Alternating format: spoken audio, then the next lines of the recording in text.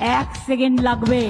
একটা কমিউনিটি যখন জোট বাঁধে না, ঘিরে ফেললে 1 সেকেন্ডে দেবে একদম 12টা বাজিয়ে।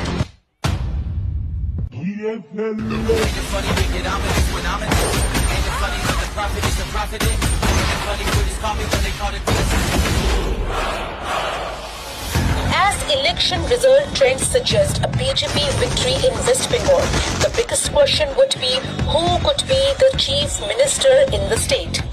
As per the latest trends, the BJP is leading on nearly 200 seats.